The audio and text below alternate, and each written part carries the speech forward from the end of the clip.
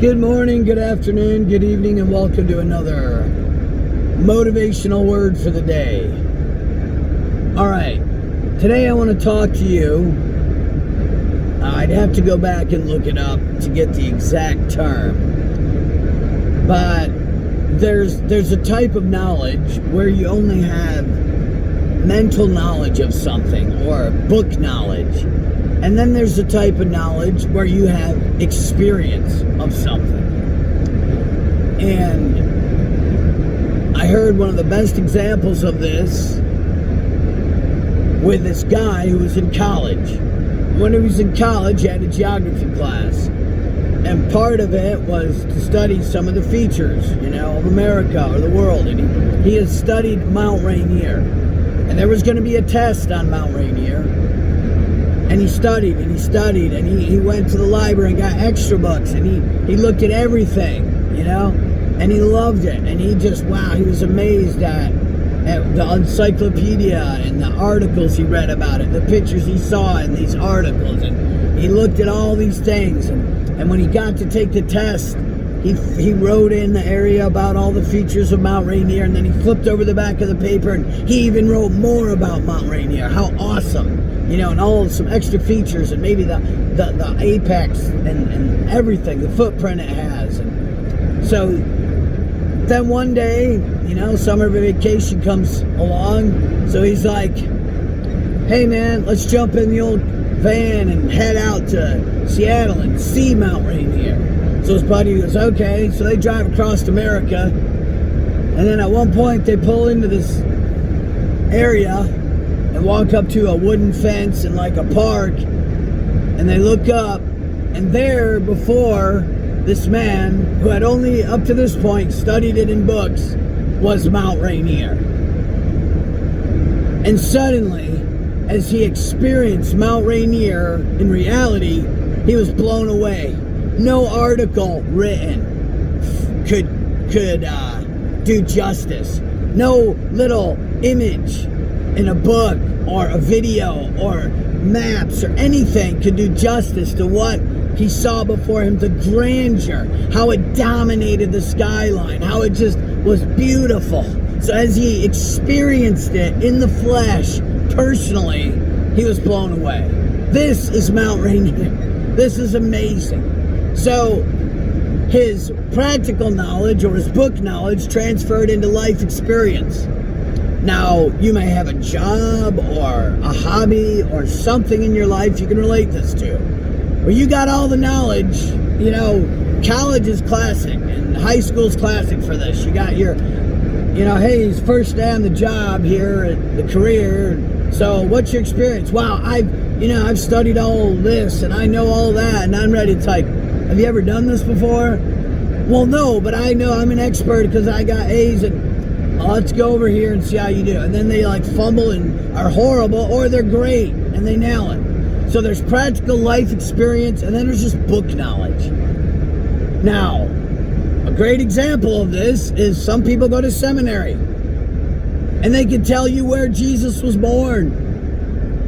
They can tell you how long he lived. They can quote many of the things that he said. But do they know him personally? Has their knowledge transferred from book knowledge into a personal relationship? Or they're great at theology. Boy, they could get up in front of a church and just tell everybody everything, and that's great. But they have no life application. No poor people are being fed. No orphans are finding homes. No prisoners are being visited. No hospital bedsides are being prayed with. They have all book knowledge and book application, but in practicality, it's dead. Now, James said, your faith without works is dead. Your book knowledge without action is dead. And me, I'm a practical person. I don't even want to sit there and watch a documentary about surfing if I can't grab a board and go out and do it. And that's a good example. Someone may watch snowboarding videos and skateboarding videos and even play a snowboarding video game and a skateboarding video game and a surfing video game. And have you ever actually surfed? Have you ever actually got on a mountainside and gone down it on a snowboard? It's different from the video games. And in our day and age, we're full of this. Wow, look, Dad, I collected 100 frogs and I went and walked 100 trails today. Really? How?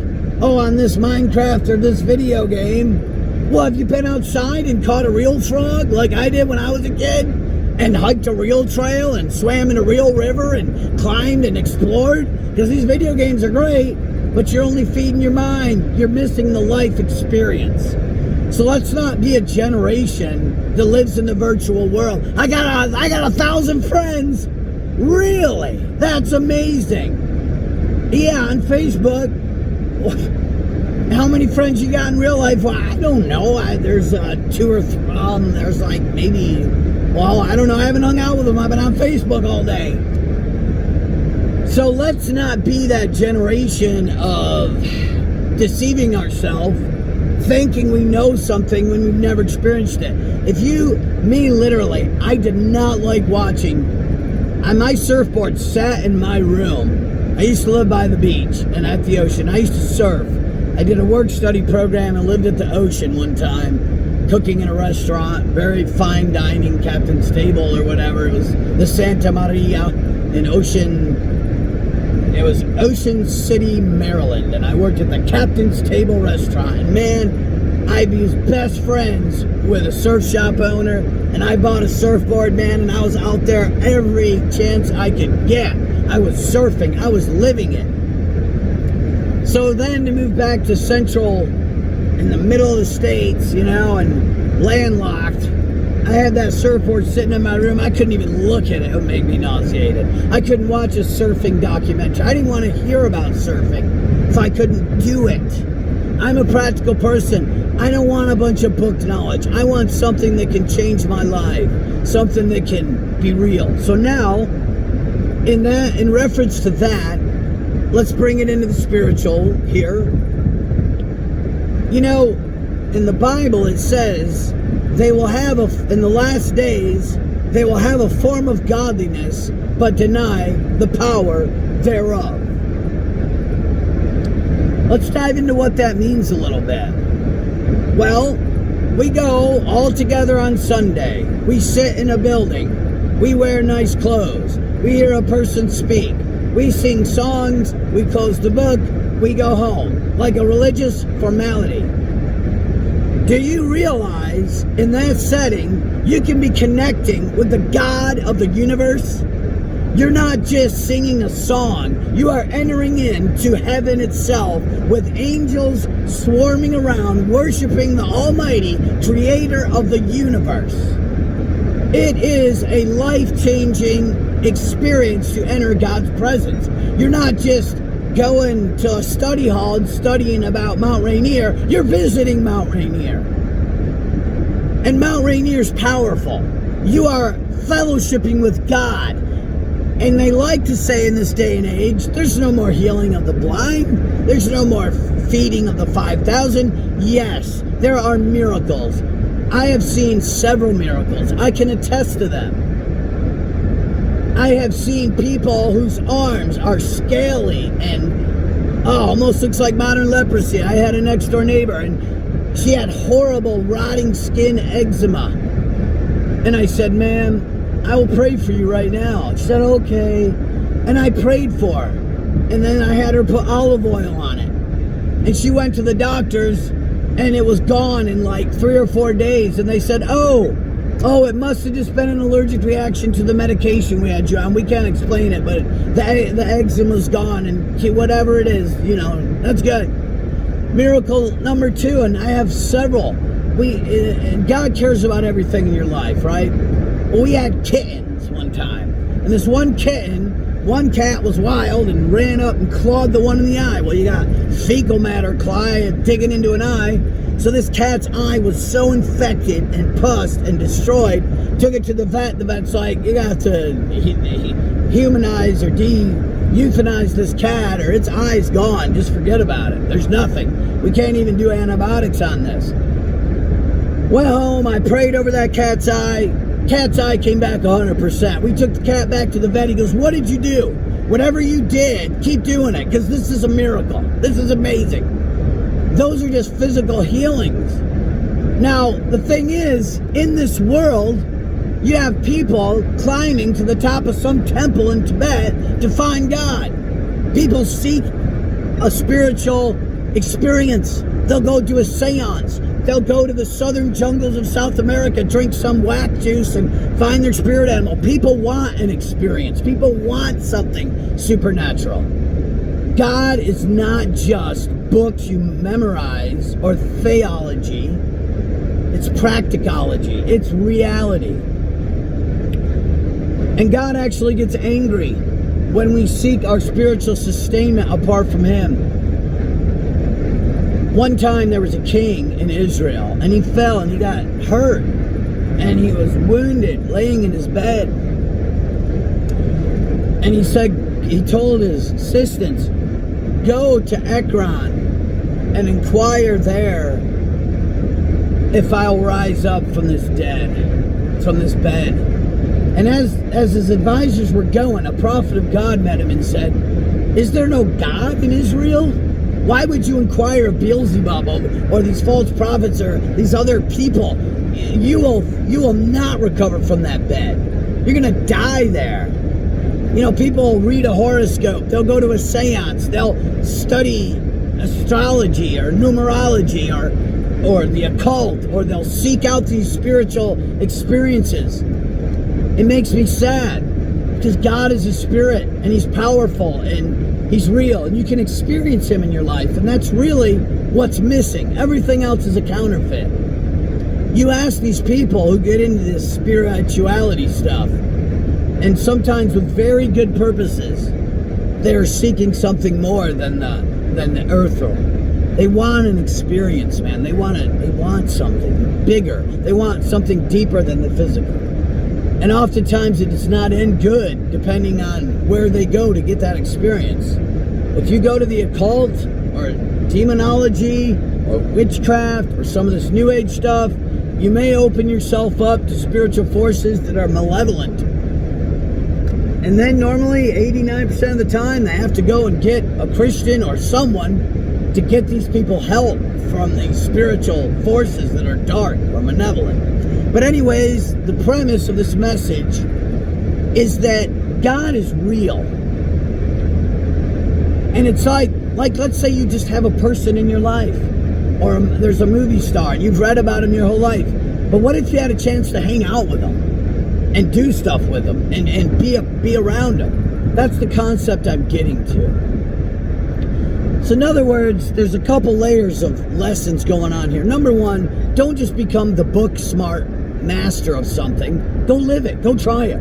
If you've only watched movies about riding horses and books about riding horses, you've never ridden a horse, go to a stable, pay the fee, and ride one in reality. And don't let your kids just virtually adventure on video games. Get them outside.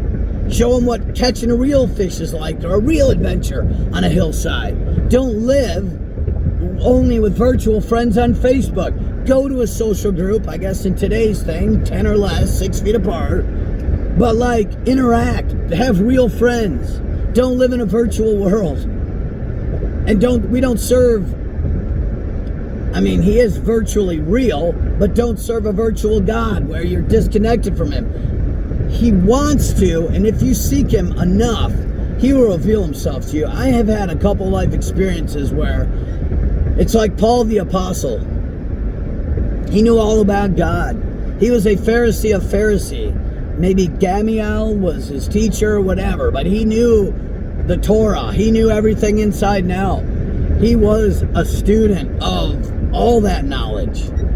But when he met Jesus on the road, a blinding light hit so much that he was blind and he fell off his horse, and the voice came out and said, Saul, Saul, why are you persecuting me? Well, who are you, Lord? And he said, I'm Jesus, whom you're persecuting. Because he had letters. He was going and killing Christians.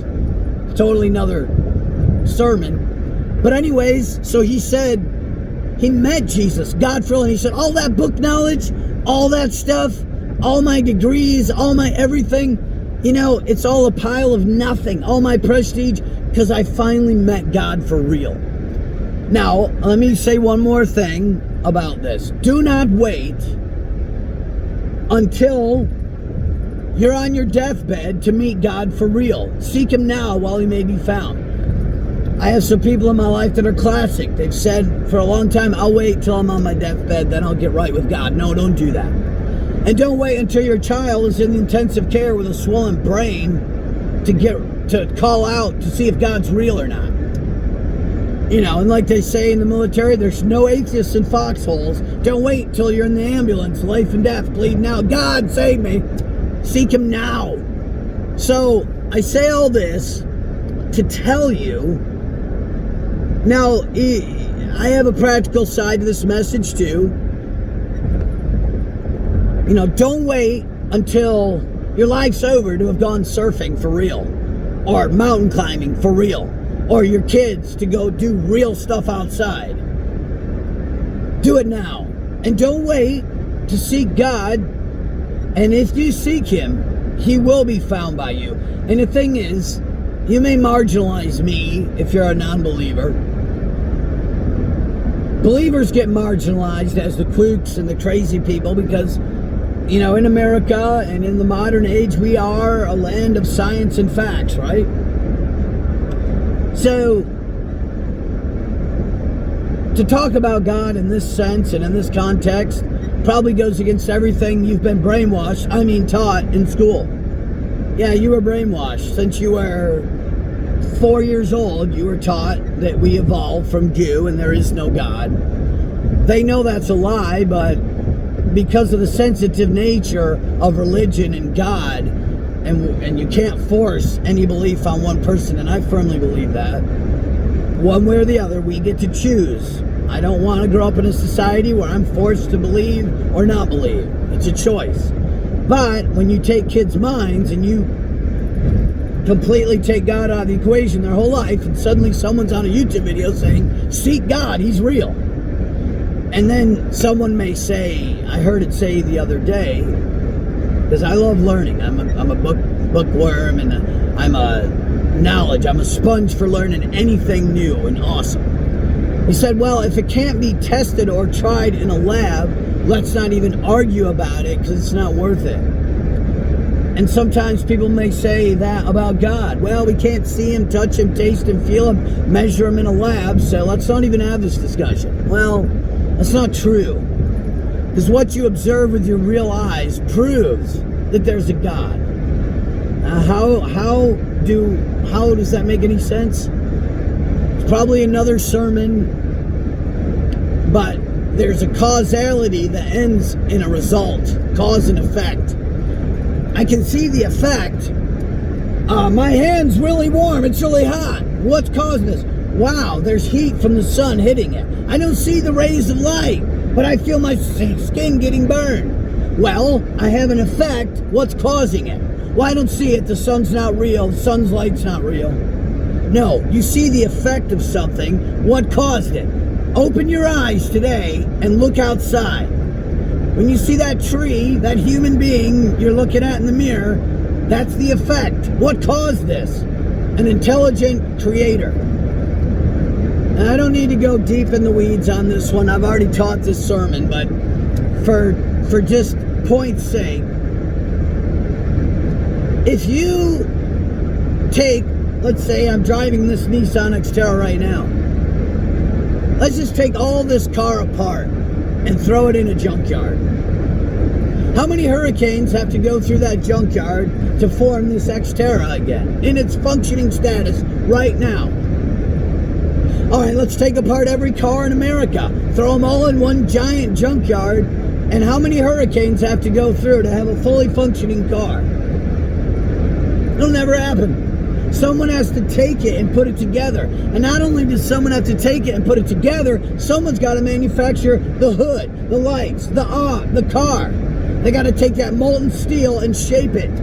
Your body, my body, is more complex than this car. My brain, they say, the brain is more powerful than a supercomputer. We just use marginally 8 to 10% of it.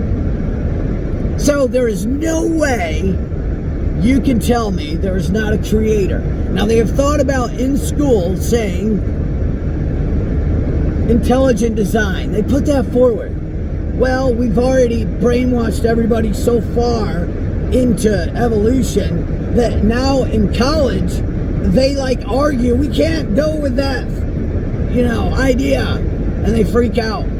But even Darwin believed and knew there was a God, and when he was dying, wanted to be saved. And he said they took his teachings and just ran with it. Okay, so Point said, when I tell you to not just know about God as a concept, but to seek him, it's not a crazy idea. It's very grounded in reality. If you open your eyes. Now, let me close in wrapping this up and reiterating the premise of this message. Seek God for real. Do good for real. If you're in seminary and you know all about God, it's worthless unless you're feeding the poor, visiting the sick and the orphan and the widow. You're doing good deeds. Your knowledge, who cares how big your church is? Who cares how much money you raise? Who cares how nice your suit is? Who cares? Anybody can get up there and preach a message with a suit and tie, pass around a collection plate, and build a building. That's garbage compared to feeding the orphans and the distressed and the widow. I mean, I want you to do good deeds. I want you to dive into your community. And yes, teaching the Bible is necessary, and making a living from it is necessary. But don't just have theological knowledge, okay? Now, second point, if you have theological knowledge of God, do you really know him?